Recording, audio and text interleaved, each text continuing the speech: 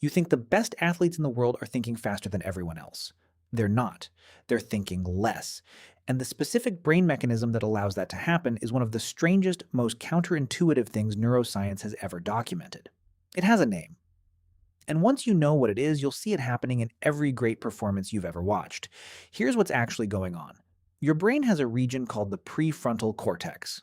It's the part responsible for self-awareness, self-criticism, and conscious decision-making.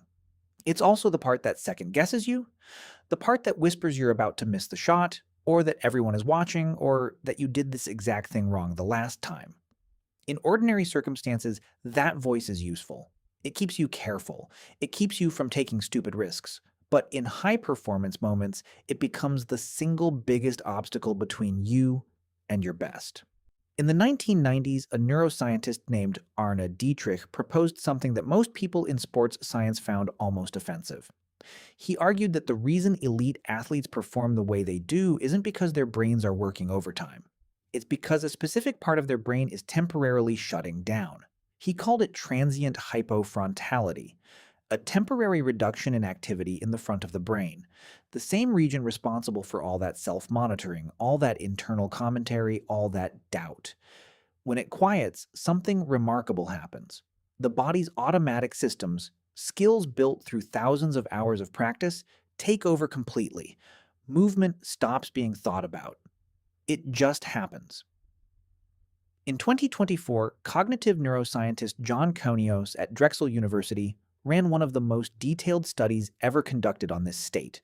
He wired up 32 expert musicians in a lab and measured their brain activity while they entered flow.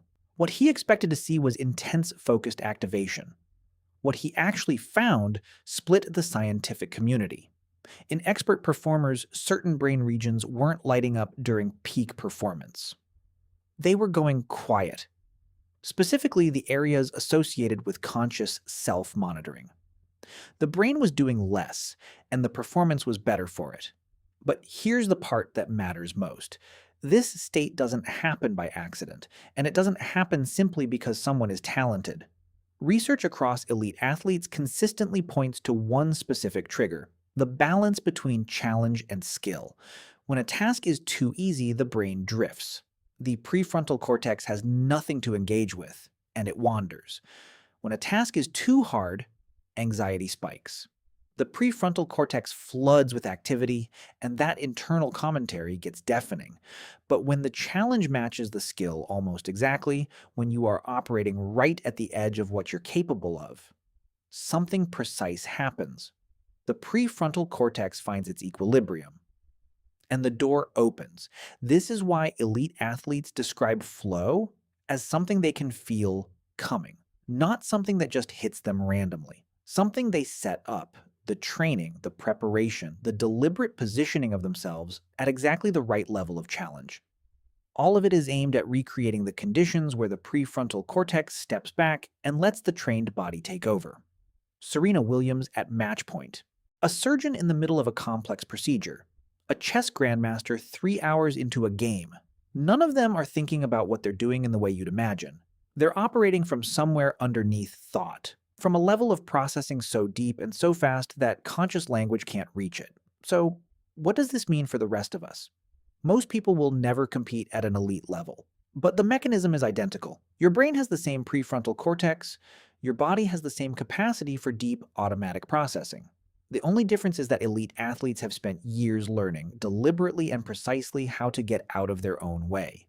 They've practiced so deeply that their skills live below the threshold of conscious thought. And they've learned to seek out exactly the level of challenge that lets the prefrontal cortex step aside. You don't have to be elite to experience this.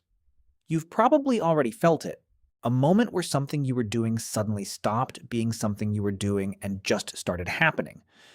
That wasn't luck.